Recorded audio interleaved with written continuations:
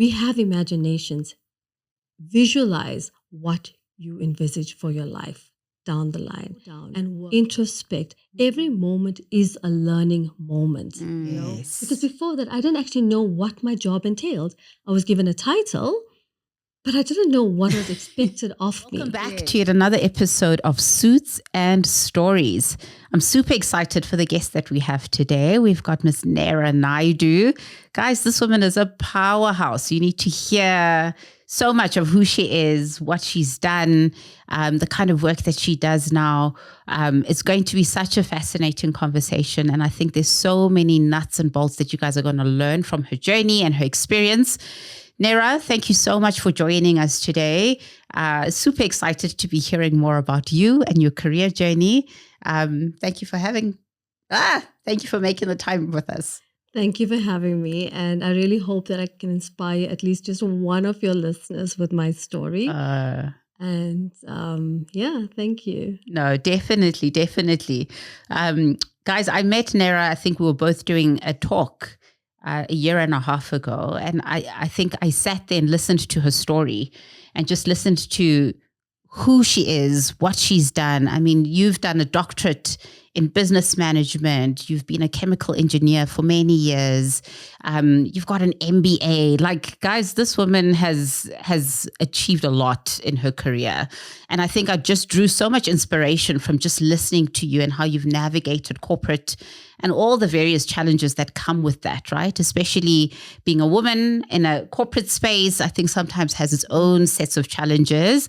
But I think when I thought about having you on our podcast, I thought, geez, there's so much I learned from listening to you speak on that day. And I know for sure that all of our listeners are going to learn so much from you as well. But how we start our podcast a lot of the times is just a little bit of an icebreaker.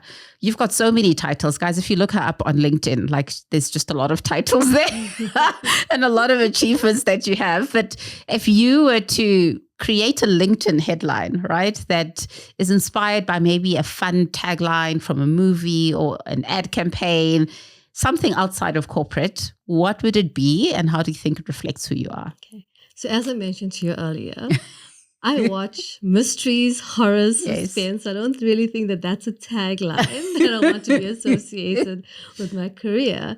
Yeah. But if I had to think about a tagline, it would be the L'Oreal ad, because you're worth it. And I think that doesn't just go for women. I think it goes for men as well. You know, we are worth it. So we should be striving and attempting to be the best version of ourselves that we can be. And I try to live by that. I wouldn't necessarily say that I thought about it before this, but because I need to utilize an ad tagline, I would say that is something that's that I would look to live my life by. I love that. I love that.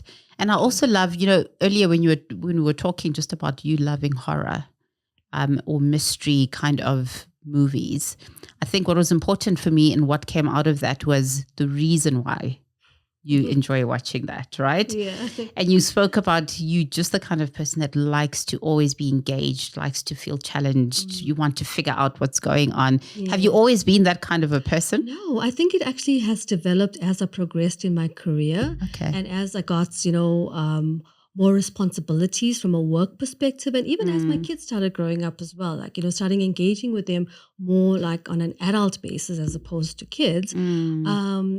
And it's not necessarily a good thing to want to crave that constant mind stimulation, because I'm really attracted to suspenses and mysteries and horror, but not like crude or horror. Yes. Because it's like always like whodunit. It makes me think over time, I need to know what happened there. It's movies that keep me up at night, And every now and then I will try to get into a nice romance. Yes.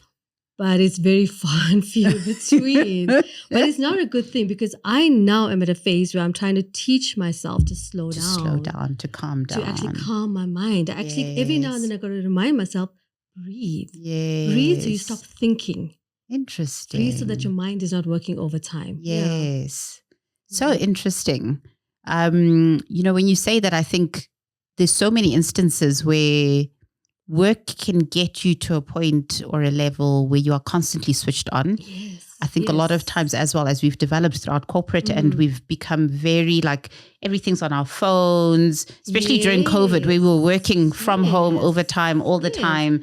It's so difficult to be able to switch off a lot of times. And then when we lead to like these massive burnouts or people just feeling like this is too much for me. Because the adrenaline rush is addictive. Yes. And that is what it is. Yes. It's that rush of feeling like you've accomplished something or you've solved something. And that's what it is. And it's okay to actually be bored. Yes. And have nothing to do. And it's hard for people that are constantly on the move and that's constantly like looking for something to do, or you constantly have your plate full and you are doing something. Yeah. So what are some of the things that you do to unwind that you have to be really intentional about? So for me, it would be, I do yoga. I try to do yoga several times a week. But even with the yoga, I'm in between like, guys, have you done your homework? Stirring the pots, you know. It's even that. I like to binge watch something that also still gets my mind going. Yes. I love socializing. So for me, it's socializing, engagements with friends, watching shows, going to shows, having dinners. I used to love reading, but ever since I started like from my MBA progressing onto my doctorate, you know, it's taken up so much of my like reading space time. In terms of I now do research that I feel like I'm okay to like not have a book with me for a little bit while to come. Yes, because then it calms you from that studying mode that you're constantly in. Exactly. Okay. Yeah. Well, let's start maybe if you can think back to when you started your career, right? Or now that you've been in your career for some time, what do you think? If you were to be given one piece of advice before you started your career, what would you have wanted that advice to be? Okay. So, you know, I've thought about that. And I look at the time when I started my career, which was in 1998, versus starting a career now. There was so much less available back then in terms of advice. Because I come from a background where me, my cousins, people my age were breaking that mold in terms of now going into tertiary education and starting the corporate career, because I think a lot of us come from backgrounds where there was this not having and your parents did everything that they could to get you a point where you could actually progress and, you know, move into this corporate world or move into entrepreneurship or get something for yourself. And I think, you know, with that, I had no advice when I got into the corporate world because I was surrounded by people that also were similar to me with similar backgrounds.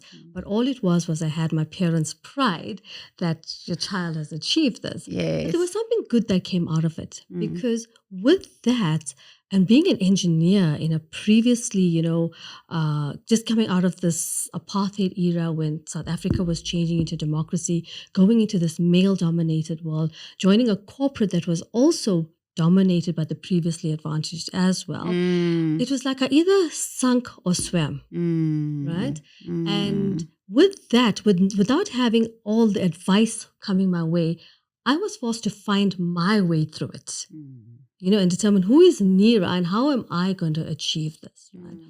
So for me, the best advice that I can actually give people is, you know, introspect, slow down, introspect. Every moment is a learning moment, you know. Don't be too hard on yourself. I think for me, that's the most important thing. Don't be too hard on yourself. It's every opportunity is a learning opportunity. Nobody expects that when you enter this world that you actually know what you're doing. Yes, very true. You know?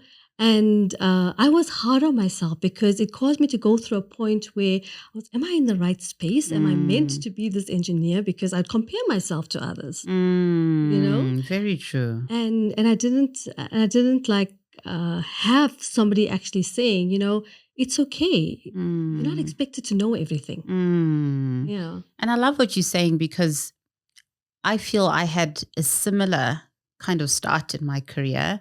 Yes, I had parents who were maybe, my mom was a bit exposed in like a corporate setting. So she knew a bit and could guide me here and there. But I did find that a lot of times, I'm the oldest of 4 girls at home. So the pressure's always been on, you need to set the example, you need to be at the forefront, you need to be doing well at work, all of those things. And I had to almost navigate and find my way through corporate. I had to be the one that's getting my fingers burned and be the one that's saying the wrong things so that I can learn from it. But what you're saying is so important, because I think a lot of young people don't think about when they're in difficult situations, that it's not the end of the world. What are you learning from the situation? Because the only way that you're able to progress in your career is if, as and when you are facing challenges where you're forced to be resilient, is to sit back and think about, okay, I've done that. It's okay that I've done that because I didn't know that I shouldn't be doing it. But now that I know, what am I going to do differently? Should be the mindset that you should be having, right? Because that's the only way you'll make it. Exactly. And we learn the best from our own mistakes. And not like living through somebody else's experiences. You got to live through your own experiences because that's how you actually learn and understand and avoid those mistakes going forward. Very true. Very true. And I think a lot of young people avoid making mistakes. Yeah. I've interviewed so many of them that when I asked them, what's the biggest challenge you faced in your life to date? It was failing a course, or it was, and that was the most devastating thing that they've gone through, right? But one thing to take away here, guys, is really just the idea around learn from your mistakes. Be the one that's going through the mistakes. It's very easy for other people to tell you, oh, avoid this, avoid that, don't do this, don't do that. But for as long as you haven't experienced it and you haven't gone through it yourself, you don't really learn the lesson. It's almost like secondhand given to you as opposed to firsthand experience. So there's value in making mistakes, and there's value in you being able to learn from your own mistakes as well. And also not to be too hard on yourself. Yes, not to be too hard on yourself. It's expected that you're making mistakes. It's okay to make mistakes, but let's learn from them. Yeah. So one thing that I think is always important, and I like to speak about this quite a bit, Nera, is just around the concept of personal branding, right? Like being cognizant of who you are, how you're showing up, how people perceive you. So one of the questions that I had for you, which was important for me to understand, is what's that one mindset, right, that you feel like, if I could have embraced this kind of mindset earlier, it would have shaped my brand in a particular way? Yeah. So it's interesting that you asked that. So I've actually just completed a book called The 7 Habits of being an effective human being. Highly effective people. Yes. Well, I'm reading that now. Franklin Covey. Yes. And that is such an interesting book. And I would actually recommend it to any individual, no matter where you are in your personal life or career, to actually read this book, because it's not just about your personal or professional branding. It's about, syncing the two together, because a lot of times we see professionals who the shell shows success and it shows happiness, it shows a lot. But on the inside, they actually don't know how to communicate or maintain relationships or build relationships, So I feel like this actually covers a broad aspect of that. And one of the first habit in that book is proactive. Yes. To be proactive. And then, it comes back to that advice that you were talking about earlier on as well, right? As much as I didn't mention being proactive at that point, but it's important for us as human beings to take on an approach of being proactive rather than reactive. Stop yourself and remind yourself of that all the time, because being proactive means that you are taking charge of your life. You are controlling how you are going to see a situation, how you actually want your life to pan out. And you're not actually being reactive in the sense where you believe that the world owes you this, right? It's more about how you can impact this world.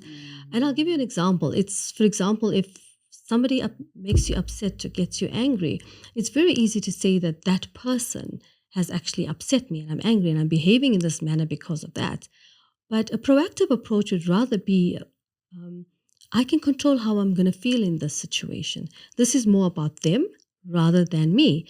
If it's something that I actually did to get this person to react in this manner, then I need to introspect and see what it is that I can change to improve that situation. You know, everything you've just said now is almost so, it's foundational, right? Yes. It's some of the very basic aspects. That's why it's habit number one. That's why it's habit number one. Yes. It's some of the basic aspects that you expect people to have, but it's not something that is second nature as well, Yes, right? It's not. So even with knowing it, we got to remind ourselves. Even knowing it, we have to remind ourselves all the time, right? And I like to speak about it a lot because a huge part of something that is important to me in how I shop and what I want to teach or leave a lot of the audience with is just the concept of self-leadership, right? So owning your emotions, owning up when you're making mistakes, owning up when you are going through a tough time and asking yourself, what have I done to contribute to where I am, right?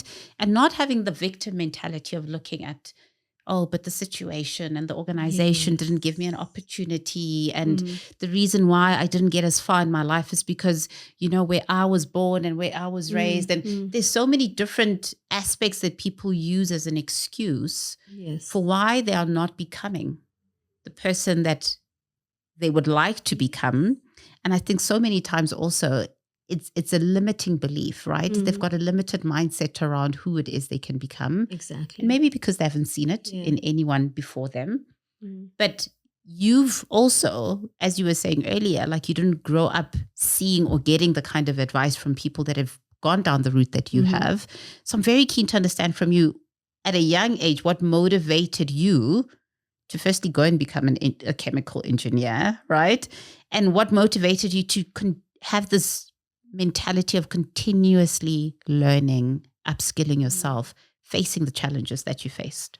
So, so my brother's a chemical engineer. Okay, as well. Older brother. Okay, so that was also an inspiration. Okay, but I think it was also because coming from an environment where there were certain stereotypes, in terms of how we needed to carry ourselves out and how, what was expected of us in our lives. And I think, back then, if I do recollect correctly, my mom at one point said, teaching is a good course. You'd be home by like 2 or 3 o'clock and you can take care of your family. But also being this little bit of a rebel that I am, knowing that what stimulated me. And I didn't really know much about engineering at the time. I knew what my brother had said it was about, because he was just 2 years. He is just 2 years older than I am. But I wanted something that posed a challenge. But we were also very much influenced by the fact that, there's job opportunities for that. There's possibilities to like move up a corporate ladder. These are the kind of things that I knew at that point that I could get through engineering. And that is why I entered that field. I wanted that challenge. I wanted something different. And I was just like, and I think my personality is like, I'm very passionate. So go all in. Or don't go in at all. Yes. And engineering was, at the time, one of the toughest things to do as well. So every year during that degree was challenging for me, but I have no regrets. I wouldn't change it for anything. Really? It taught us to think out of the box. It kind of trained our minds to view situations in a manner that, it's not audit prone. To like allow you to understand situations and solve for situations. Yes. So it helped you develop a critical thinking, analytical skill set. That you feel like you've used for the rest of your career. Yes, exactly. Yeah. And then to answer the second part of your question in terms of what made me continue, learning and studying and achieving, different degrees or diplomas, it speaks to the second habits, right? And the second habit is begin with the end in mind. That's right. Right? And I think it's very important for everybody, especially young professionals coming out there, and also to take this into their personal life as well. We have imaginations. Visualize what you envisage for your life down the line and work towards it. It's like, and I'll give you an analogy, it's like building a house without a plan. We can't do this. You need to have a plan and you need to work towards that. And then you kind of align your values and everything else that goes with that to trying to achieve that. Critical aspects, guys. These are the crux. What Nera is sharing are the crux of building a personal brand, right? Understanding strategically, who am I? What do I want to do? Where do I want to go? I love your analogy because I say it all the time where I say, people will come up to me and say, oh, Buhlali, I need a job. And I'm like, a job in what? Oh, I just need a job. I'm like, how do I help you or direct you if you don't know where you're going? If you don't know what kind of job you're wanting, what kind of work you want to be doing, why you want to be doing that work, what skill sets do you have? So it's such an important piece, the whole piece around, know what the end looks like or where it is you want to go. And let's start making the decisions that are going to get you there slowly but surely. Because, if you say you're going on holiday and you don't know where, like you're never going to get to your destination because you don't have one in mind. You don't have one in mind, but you also don't know the resources you need to get there. You need to get there. Yeah, I love it. It's so important what you said earlier, just around, having a sense of this is where I want to go. This is what it's going to take for me to get there. It's never a straight road to getting to where you want to go, right? There's times where you're going to take detours. There's times where you have to redirect yourself back onto the path of where you're wanting to go. And there's times where you have to pause a little bit and just reflect on, okay, where am I? I'm okay. Yeah. Do a bit of a mental check, spiritual check, all of that before you continue. Yeah. And I'm sure in your career, you've faced so many challenges in continuing to climb the corporate ladder, continuing to try stay true to who you are and where it is that you're going. And for me, one thing that I always want to try and impart in our listeners is the fact that a lot of us go through these challenges, right? I think so many times people will see you and say, oh my goodness, so many accolades and so many qualifications, and look at the role that you're doing. And it looks glamorous from the outside and it looks like, oh my goodness, I wish I were her. But let them step just one day, right, in your shoes to see what it took for you to get there. Then it's a different story. So I want you to just paint us a picture of what you believe was a turning point, or not even a turning point, but like one of the most challenging times in your career where you could have decided to make a dash for the exit and try change your strategy, but you decided, I'm going to stick the course. So anything in your career that you felt like was a pivotal kind of challenge for you, what was it and how did you overcome it? Okay. So I think, with being in the corporate world now for over 25 years, I can say that it's going to happen intermittently. There's never going to be like, this is it, and now it's just smooth sailing. Yes. You're going to constantly have the ups and downs, and perseverance is key. And it's having that beginning with the end in mind. You know what you need to get to, so you continue on that stride. So I think for me, one of the biggest learnings that I had was very much earlier on in my career, where I was this fresh-faced chemical engineer, just graduated, employed by one of the major corporates in South Africa, getting in there and thinking that I had arrived, right? And getting in there and then seeing that actually I know nothing. I go in there and I'm sitting in meetings praying that nobody asks me a question.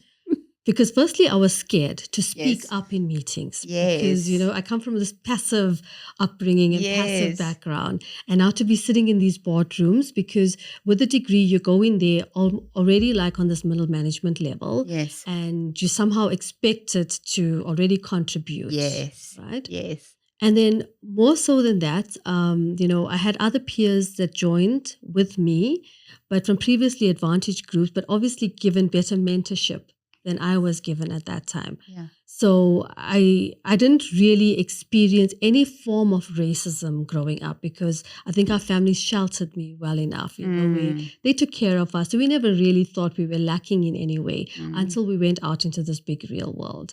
And then at that point was, it was daunting for me because I felt demotivated. I was like borderline depressed, but also I knew that I couldn't quit because I had the student loan that I had to pay off as well. It's not like I had this wealthy family that I could rely on. Right. And at that point, it was my first learning in mentorship, and mentoring for me didn't come from my seniors or peers that were already in the positions. It actually came from me going to plant operators, engaging with them, them trying to teach me, like, Nera, you designed the pump, but this is what a pump really looks like. You know how to design a plant, but this is what a plant really looks like. So that's the difference between studying at a university and, actually having that hands-on experience. And they literally mentored me through those few years in that corporate so that I could actually understand what it meant to be a process engineer on a plant. Yes. Because before that, I didn't actually know what my job entailed. I was given a title, but I didn't know what was expected of me. Yes. And that was my first experience with mentorship, mentors that I actually assigned for myself. And that's when I realized mentorship is not necessarily people that, progressed further than you in the corporates or, who you think might know more than you. Mentorship actually comes in different ways and forms. Very true. Very true. And it's important for us as a mentee to choose to be a mentee so that we can learn and be taught.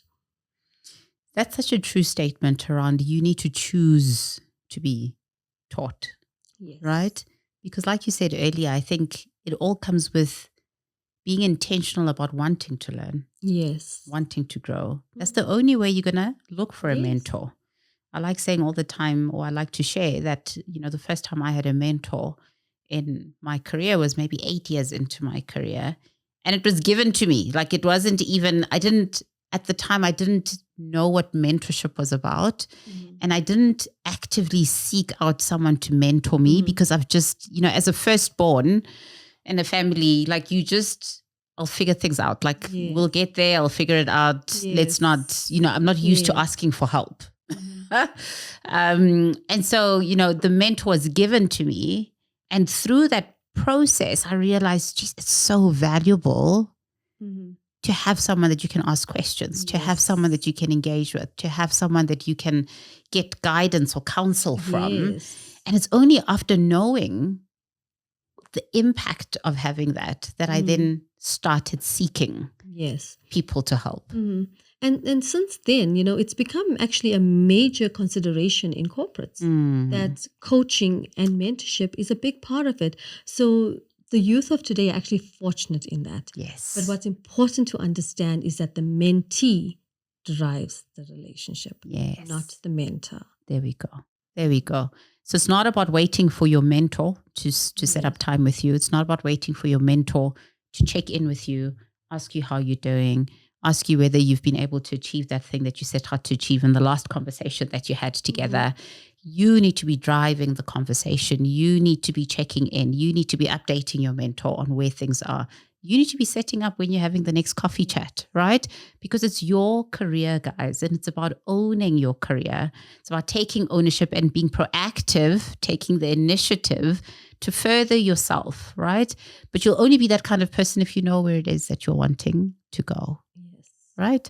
So very valuable lessons from you, Nera. And I think, I'm sure that situation that you were in the beginning has helped you throughout your career, because you said you started when you first started in your career, right? Yes. Seeking mentorship from people that were just in the plant, people that were doing the work that you had learnt about.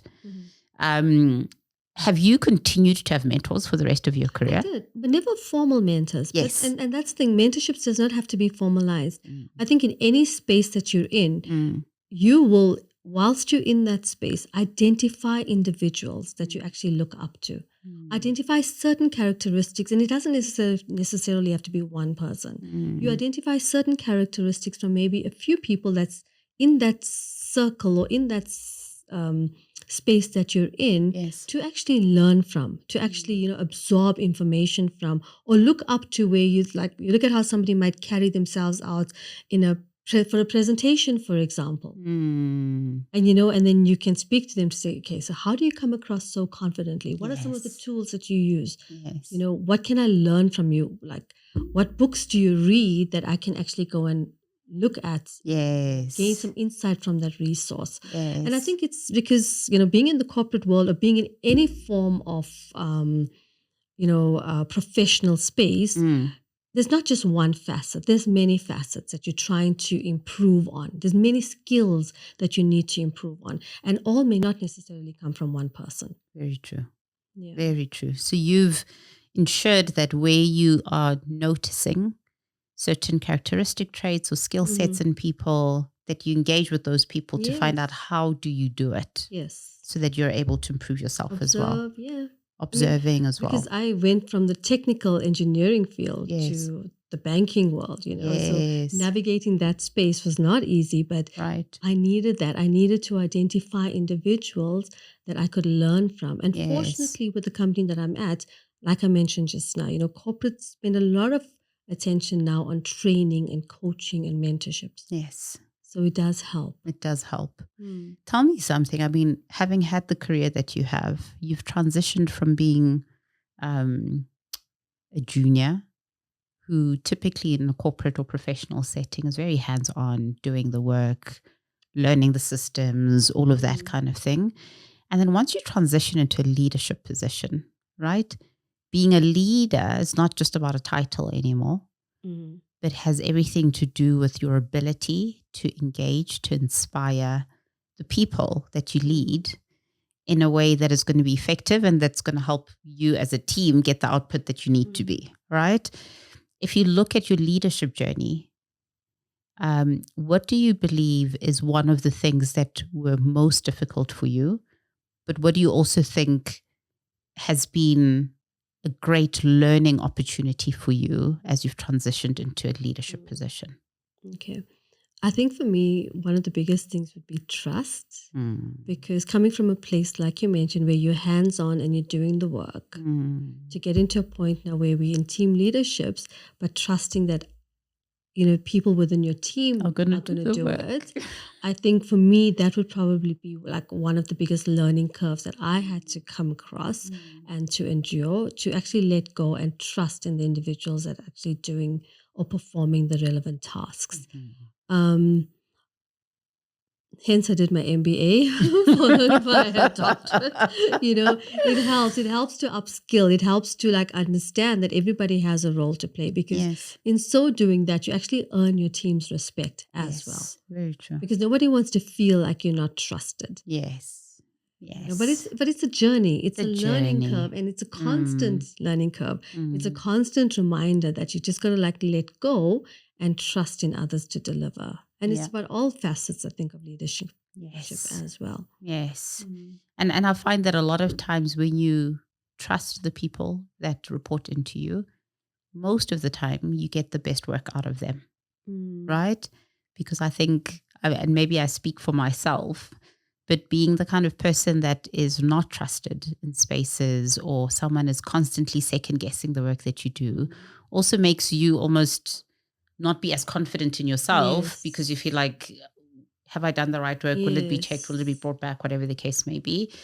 But when someone trusts you and says, okay, this is your portfolio, this is what I need you to do, I trust that you're going to do it, but I'm always here as a leader. Come to me if you need any advice, whatever, but I'm here. Exactly. Stimulate something in me that says, okay, I'm trusted to do good work, and so therefore I need to deliver. You know? Yeah. So I love that. I think that is definitely a cornerstone from a leadership trajectory as well. One of the key questions we always ask our guests on Suits and Stories is, if you had a soundtrack that represents your career, right? What song would that be for you? And how do you think it would speak to who you are, like your brand? Yeah, I think and it is one of my favorite songs anyway, is Girl on Fire, Alicia Keys. I think for sure that resonates with me, and it resonates with my daughter as well, because she's also this firecracker of an Yes, individual. Right? yes. It's about, persevering, finding your inner strength, because it's only when you find your inner strength can you go on and build on that. And for me, that's a song that resonates very well with me. Yeah. Girl on Fire. Girl on Fire. You choose Never stopping. Never stopping. Yeah. Never stopping. I love that song. I think it's one of those that, like, on my way to an interview or on my way to something where I need to just calm my nerves, like, I've got this. Yes. Like, you play that kind of music on full blast because you just, like, you need to motivate yourself a little bit. It's very motivating, eh? Yeah. It's very motivating. And I think it's testament to you. I think when I look at you, when I hear about your story, when I read your bio, like, you are on fire. Like, from the outside, you are doing so much, and you're such an inspiration to people. And, I think there's so much to learn from you. There's so much to gain, because you just have years of experience and wisdom to be able to share. So I really think your song resonates with who you are. Thank you. And what your brand says about you as well, right? I always say to my audience, personal branding is what people say about someone when they're not in the room. And it's all based off of perception, right? I may not know you, I may not have spoken to you, but what I see of you, whether online, in person, from afar, I draw a perception of who you are. And so when you said Girl on Fire, I was like, that sounds about right to how I see you as well. So as we close off our session today, guys, just one question that I want to ask from you, Nera, is more forward-looking, right? In the next 2 years, what is the one thing that you hope to do more of in the next 2 years? And how do you hope what do you want people to say about the impact or the legacy that you leave in every space that you're in? Okay. I think, being an employee of the IDC, one of the things that's really close to my heart is the upliftment of our economy and the upliftment of our country. Yes. And because of that, I set up an NPO called Varia Seva, where my intentions are to provide mentoring and coaching and business mentorships and business advice and planning to young entrepreneurs and professionals from the previously disadvantaged communities. So I would say over the next 2 years, if there's one thing that I want to accomplish, it's to grow that. It's to do more in that space. I think from a professional front where I am right now, I think I'm quite comfortable.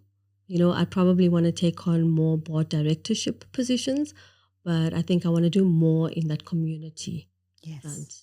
Yes, leaving a lasting impact on people that need it. Yes, and especially because I think to grow our economy, we need more entrepreneurs. We need more professionals. That's actually what's going to sustain us going forward as well. So that's my key focus over the next few years. That's wonderful to hear. Very, very wonderful. Nera, thank you so much. Thank you for your time.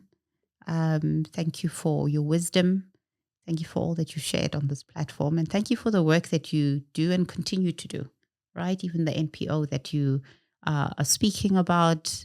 Thank you for the impact that that's going to have on many people that need it, that don't have the mentorship, the guidance, the people to look up to. Thank you for being that beacon that people look at. People may not always tell you how they see you, but know that you're inspiring people, whether you are directly with them or indirectly with them. Thank you for sharing your journey, guys. I know this has been an inspiring conversation, and there's so much that I've taken away from my conversation with Nera today. And I really hope that, as we continue getting guests that are of Nera's caliber on this platform, that you will see how all the things that we've always spoken about at Get Corporate Ready come together, right? How all the different pieces of the puzzle fit. Nera's spoken about a lot today that I think is just so valuable in how you show up in, being someone that's invested in your own growth, being proactive, taking initiative, being the kind of person that's learning, continuously growing, reading books. Nera, 25 years into her career, is still reading books, right? So there's no excuse for you starting off your career to think you don't need it. So I hope that there's so much that you've learned from today. Thank you so much for joining, and we look forward to seeing you on our next episode of Suits and Stories.